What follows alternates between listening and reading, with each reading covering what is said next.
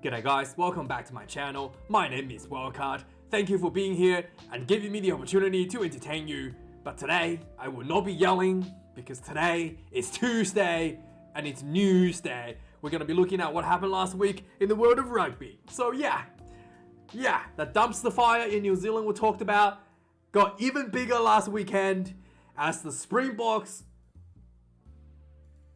whooped ass over the New Zealand All Blacks, which saw the All Blacks dropped to the lowest world rankings ever in its history, 5th, just below England. I actually can't believe the words just coming out of my mouth. The All Blacks is ranked 5th below England in rugby.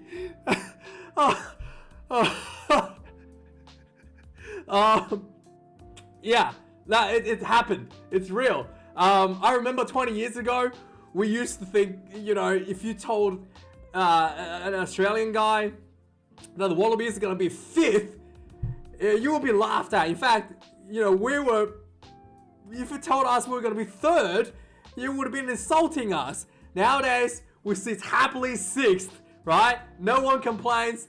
We're happy to be 6th in the world, but for the All Blacks to be 5th for England, obviously the game, people were not happy from the result.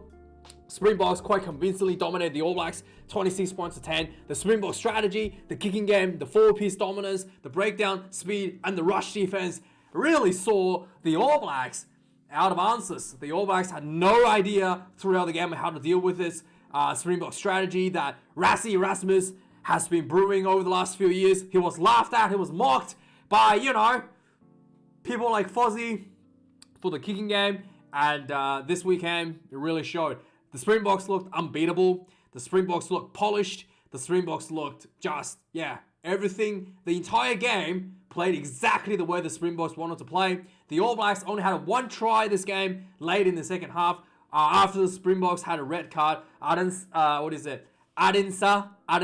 got a red card for taking out Beauden Barry in the air. Horrific stuff. Beauden Barry landed on his neck.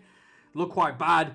But outside of that, the other 3 points was gifted by Damien Dialendi, who ran up to receive a ball from his own scrum feed in an offside position. So yeah, that was 3 points given to the All Blacks. Outside of that, the All Blacks did not look like they could even remotely score. And so that's what everybody saw. That's basically what happened. But Sir Fozzie, Ian Foster, came out in the post-match conference.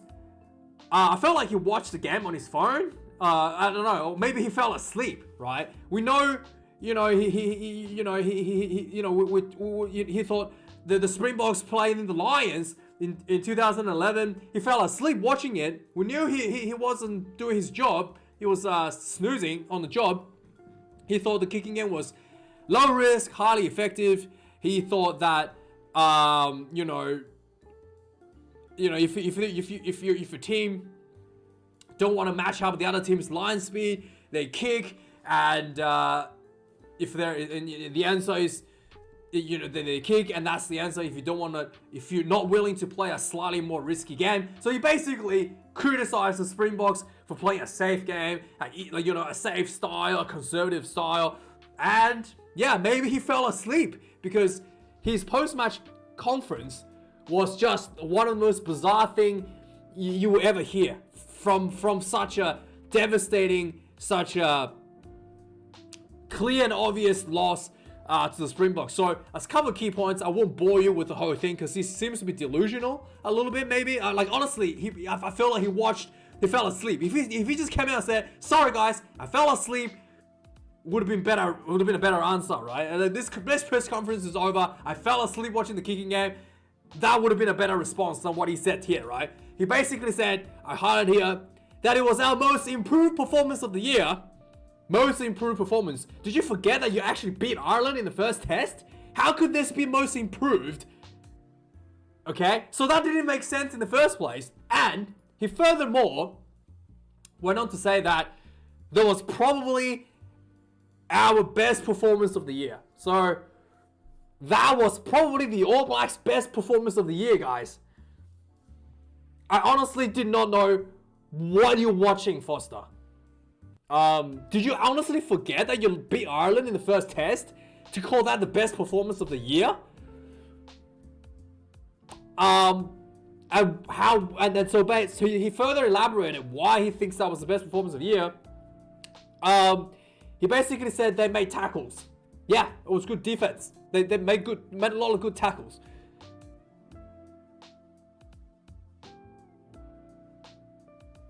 Yeah, comical. And then he said that they defended the line more. guys, we figured out how to defend the line out more.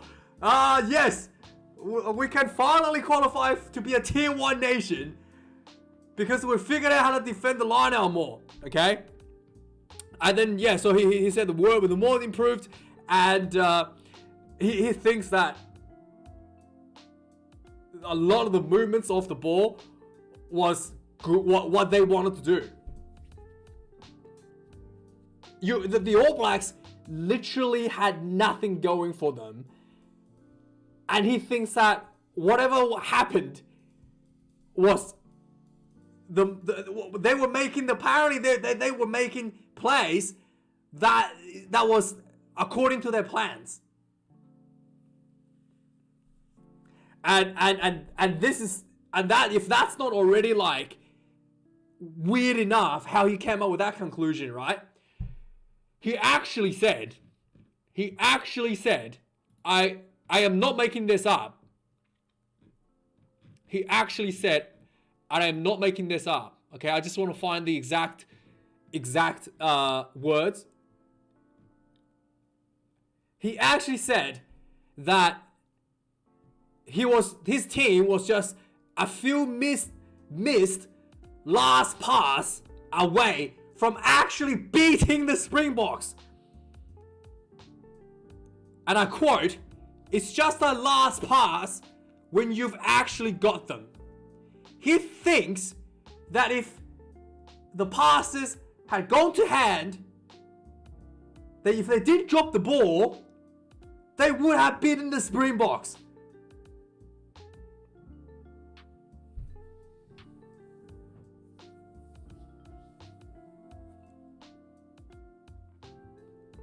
I can't make this up. I can't make this up.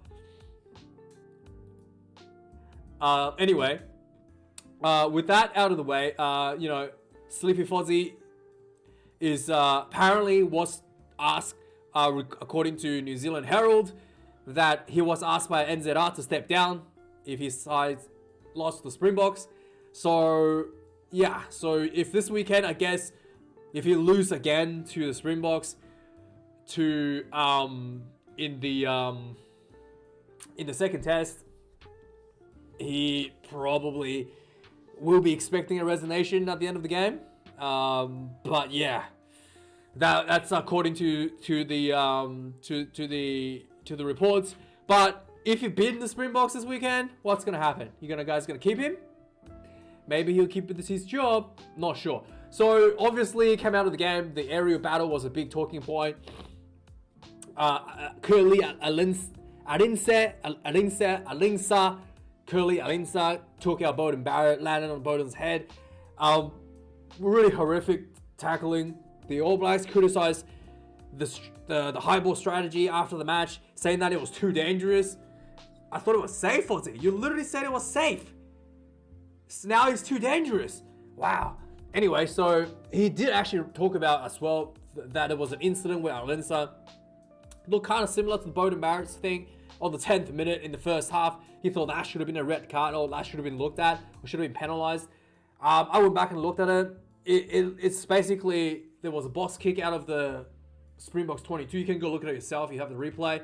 Out of the 22, Arinsa ran up. He was kind of like obstructed by some of the All Blacks players, so he was not really able to challenge the ball properly, and he was kind of like shuffled to the side because there were bodies in the way for him to make a direct line for the ball. So he kind of like jumped up to the side and clipped Jordie Barrett in the air from the side.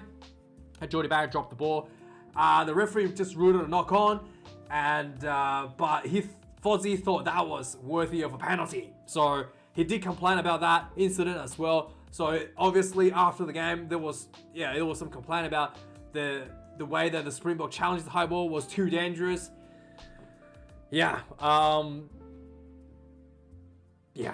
So apparently that's dangerous suddenly. Yeah. High tackle to the head. That's fine. Just it's okay. But high ball, that's too dangerous. Anyway, so as a result of this game, the two big injuries for the All Blacks, Beauden Barrett obviously landed on his head following a high ball challenge. He went for a scan. He did not have a broken neck or anything, so probably just like muscle tissue damage. They're gonna have to wait to see whether or not he's fit to play this weekend. And also, Jordie Barrett had a bad ankle injury during the game, and so Jordie Barrett he's got a. So Fozzie basically said he hurt his ankle a little bit. Whether or not he's gonna play, they have to wait a bit later this week to see that. But yeah, both the Barrett brothers are currently big question mark of whether or not they're going to be able to play this weekend. Yeah, still developing. The All Blacks still developing, man. Just getting better. We're just getting better every week. We'll just learn how to defend them more. Still developing. And next one, so Curly Arinsa, obviously the man that took out Beauden Barrett, he is going to be banned for 4 weeks. Yeah, 4 weeks, and he's cited for basically 4 weeks. He's going to be missing out 2 tests against Australia. He's going to be missing out an Argentina test, and obviously the All Blacks test that's coming up this weekend. So yeah, it is what it is. That was a little bit reckless the way he jumped up. Probably could have just, I don't know, he could have just, so some people might argue, I know some of the Springboks will argue that he had his eyes on the ball. This is what you're trying to do. You keep your eyes on the ball. You jump up in the air. You contest the ball. As long as you jumped, from my understanding, is that as long as you jumped up in the air and you made a legitimate attempt to challenge the ball, it should be okay. But obviously the foul play committee deemed that reckless, and he was not really in a position to actually get the ball. So yeah, I can see the points. It's really hard to judge. A pretty fine line between the two. How that's been judged, but yeah, that's basically the conclusion by the foul play committee. As a result, the Springboks calls in Kanan Moody as a replacement for Arinsa, and the Springboks has announced the team already for the weekend's match. So big 5 changes they made in the starting lineup. So Duan, the Thornton Vermeulen, gets the number 8 jersey, returns to the fold following a knee surgery. Taking the number 8 jersey over Jasper Visa. Ox Nche comes back in for Trevor Nyakani. Trevor Nyakani. Hopefully I said that correctly. So he gets that loose head position in Nyakani, and then the Jaden Hendrickson gets the permanent starting position, number 9, over for the injured Faf de Klerk, who knocked himself out on Caleb Clark's knee. Jesse Krill will be taking the number 14 jersey over Arinsa, and and Malcolm Marks moves back to the bench, to the bomb squad, with Bungi Bunagi back in the hooker position for the Springboks. And that's all the changes for the Springboks team by the looks of it. Diaga, Ibn Etbeth, Ox Inche, Bunabi, Franz Malherbe, Ibn Etbeth 4, Lou Diaga, Sia Khaleesi number 6, Peter Dutoy number 7, Duan Vermeulen number 8, Jaden Hendrickson number 9, Hundred Pollard number 10, Marco Zola Mapimpi number 11, Damien Dialendi number 12, Lukam Yoan number 13, Jesse Krill number 14, and Damien Willems, the greatest player in the history of the Springboks, comes in number 15. Malcolm Marks number 16, Stephen Kittop, number 17, Vincent Koch, number 18, Franco Moster, number 19, Jasper Wiese gets the number 20 jersey, Huaga Smith, number 21, Herschel Yanshis returns to the number 22 jersey. He has always come off the bench for the Springboks, so pretty safe pick there for the reserve. For the reserve number 9, Herschel Yanshis, plenty of experience coming off the bench. And number 23, the man that puts the All Blacks to the lowest in the history, Willie LaRue gets the number 23 jersey. Head coach, Jacko Johan. And yeah, that's the lineup for the Springboks team. We'll have a look at the full comparison when the All Blacks makes their team announcement in a few days.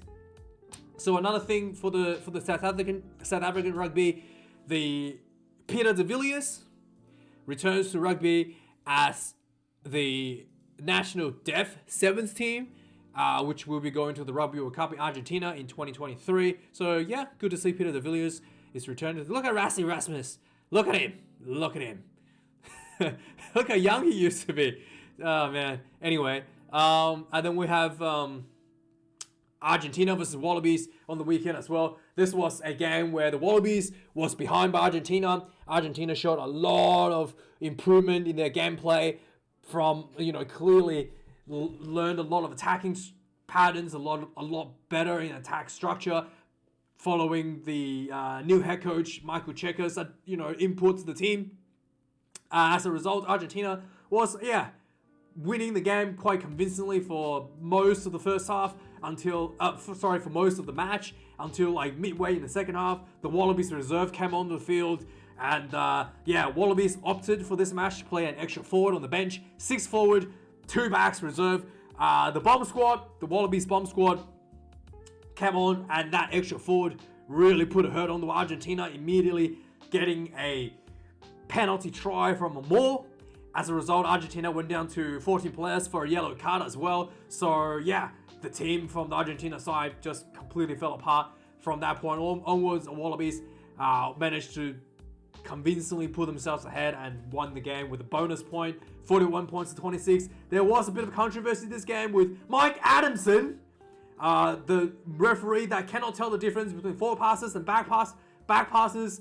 Again, this match, number of tries, at least people were saying there were 2 tries, one from Argentina, one from the Wallabies, looked very forward.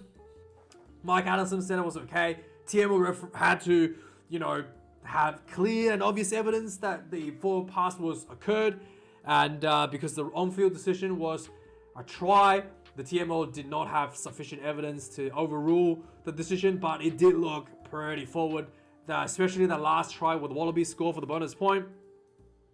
Definitely looking a bit forward. Anyway, so following this match, Quade Cooper is injured again. And this time he hurt his Achilles during the match, ruptured Achilles. So yeah, not sure how long he's gonna be out for. There's currently no ETA return date. And also on the weekend, we saw Michael Hooper pulling out of the team due to his own mental, issues. I don't know what you call it. He doesn't have mental illness due to his own, personal struggles. So basically, the story came out that he was selected, announced for the team on Friday, and basically went to the team doctor, Sharon Flaheef, and basically told her that he wasn't feeling himself, essentially. And then they realized that he was having some mental health issues and sent him home to take a break. So Michael Hooper left the Wallaby camp before the match, like 24 hours or something before the match. And despite that, the Wallabies did still win the game, so it was really, really good to see. But yeah, hopefully he can take care of himself. And, I feel like he probably shouldn't be rushed back. I hope he just gets some good time off, like another, 3-4 months off, let him figure himself out, go do some surfing, do whatever. I think like skateboarding, go do some skateboarding, whatever you do, mate. Get your minds off things. And take as much time as you need to get yourself back together, mate. There's really no need for him to rush back to play the Springboks, I think, in 2 weeks. But yeah, he's gone. And also Dave Parecki was injured during the warm-up to a concussion. No, warm-up, during training to a concussion. Head knock. So yeah, so there was quite a few injuries and issues before the Wallabies going into the match as well. Also, there was a big sort of thing. This I know I've got a bit of personal opinion about this one. So Samuel Kerevi opted to play for the Australian Sevens team in the Commonwealth Games, and during the game he suffered a knee injury, an ACL, so he's going to be out for a long time. You know, Dave Rennie kind of says that he doesn't regret about letting Samuel Kerevi play sevens. So here's the thing, right? This is not really up to the coaches. If the player wants to go, wants to do something else, you can't really hold them to, you know, you can't really hold them like, you know, you got to let them do what they wanted to do. But I do think this is so it's really not up to the coaches to decide whether the players wants to play sevens or wants to play 15s, right? So this really has nothing to do with Dave Rennie, but I think Samuel Kerevi is a selfish motherfucking prick, right? Everyone watching this video, I'm sure all of you, I actually can't imagine, I mean, you know, if all of you play rugby, okay? If you haven't played rugby before and you're watching this video, let me know down in the comments below, because I'm curious how anyway, you're watching this, I'm sure you have played rugby, and you know the game of rugby is a game that your success relies heavily on the sacrifices of the team, your teammates, and the players, your teammates around you. So no one's success in rugby is due to the individual performances. There's no success in rugby due to one person's individual brilliance. Everyone's success in rugby relies on other people's sacrifices. Every try that's been scored relied on other people's sacrifices, other people's hurt, other people's pain that set you up for the opportunity to score the try. Okay, no one, you know that for a fact. We all know that for a fact. For Samuel Kerevi to walk away from his team, he's basically, I think that's very disrespectful to all the players that sacrificed for him, for his success in rugby union. And I just think he's very selfish for him to just go, I want to play sevens now. Yeah, let's, you know, screw you guys. I'm going to go play sevens to try to get myself a medal. I think it's very selfish of him. And I quite frankly, at this point, I lost a lot of respect for Samuel Kerevi. And to be frank, if he doesn't play for the Wallabies ever again, I have no issue. I have no issue with that. I hope he doesn't, because the rugby is not a game where you can just do that. You can just take a dump on everybody that work hard to get you to where you are, and go. And by the way, Commonwealth Games. Who the fuck gives a shit about Commonwealth Games? If you're going for the Olympics, okay, I guess. But who the fuck cares about the Commonwealth Games? Waste of fucking time. Okay? And a waste of fucking your knee, mate. You did this to yourself. Anyway, I said I wasn't gonna yell. Sorry, I lied. Move on. So, let's finish this up news this week now. So, obviously, Sir Eddie and Sir Clyde Woodward always have a bit of banter on, you know, in the news media channels to create some content for me to talk about. So this time, basically, Eddie Jones came out and criticized the England's like school system, how they kind of like build, you know, like rigidly build these rugby players. That's kind of led to the talents coming up with a lack of, I guess, you know, it's too rigid. Essentially, it's basically saying like how the players go to these rugby schools and then they come out and they just like rigid on the style that they play, and it really limits on their creativity on the field. And as a result, obviously, you know, Sir Clyde Woodward came out and had to shut him down. Oh yeah, also Sir Eddie sort of said that Rugby World Cup in 2003 was a situational success. I like how he like tries to manage his own depression, but you know, I'm really happy that he's found that solution to managing his own depression. I still can't get over it, Eddie. When are you gonna come home and be my dad again? Okay? Sorry, I didn't mean to yell. Eddie Jones is my dad. I'm still waiting for him to apologize for my ruined childhood. But anyway, situational success, sure, right? So he also criticized. He also said that Anyway, Clyde Woodward came out and basically saying, like, you know, Eddie Jones is trying to find excuses for the current failings of rugby. Eddie Jones, you're ranked higher than the All Blacks, mate. He's not failing. What are you talking about? You just went ahead of the All Blacks. Just relax. Sir Woodward, and he basically saying that, you know, the school system has brought up a lot of good players in England, like Henry Arundel and Mauro Itoje, who went to Harrow School, which Eddie Jones literally named the school that was failing to bring up, you know, creative players. But I do think he's not really talking about, I do think Eddie Jones has kind of like a point. You know, if you go to a school and then you're told to play the game, you do lack a bit of creativity, because you kind of got drilled into the system at a young age. That's kind of what Eddie Jones' point is at. But I don't think, I don't know whether that's true or not. I'm not in England, but that's kind of like his point.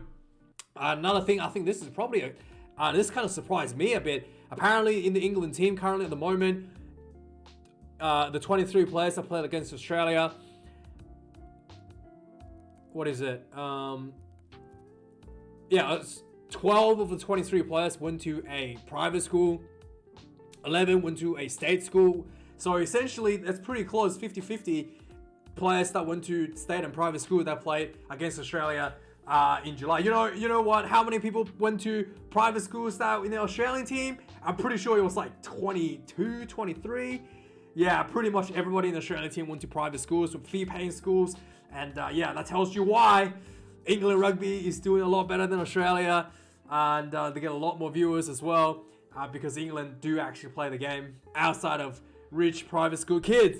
And next up, so yeah, this I wouldn't bore you with this. There was some more talk about concussion. So there's a group called the Progressive Rugby, kind of lobbying for rugby to be more safe.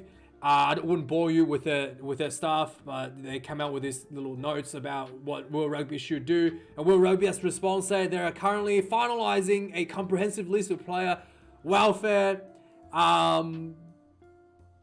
requirements, due to like some study that show that, how, head trauma directly relates to, early onsets of dementia and all that sort of stuff. So, here's the question, right?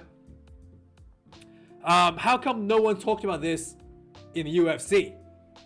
How come no one talks about this in boxing? How come no one obviously they talk about it. How come boxing, don't come out and say, guys, we're not allowed to hit people in the head anymore? Or the UFC comes out and say, guys, we're changing the rules. You're no longer allowed to hit people in the head anymore. Right? Could you imagine one day boxing comes out and says, guys, you're not allowed to punch another guy in the head, okay? HIA safety protocols. You know why? Because everybody going in to play boxing assumes the risk of getting hit in the head, because that's the game. That's part of the game. So why is rugby a physical sport that involves physical, heavy, brutalizing physical contact? Why is it that suddenly not allowed to have any contact to the head? Why is that? Anyway, let me know your thoughts on down below, guys. Thank you for watching this video. Like, comment, and subscribe. I'll see you a bit later this week for the previews, and then obviously on the weekend for the reviews for round 2 of Rugby Championship. And thank you guys. Like, comment, and subscribe. Yada yada yada. See you guys later this week. Cheers.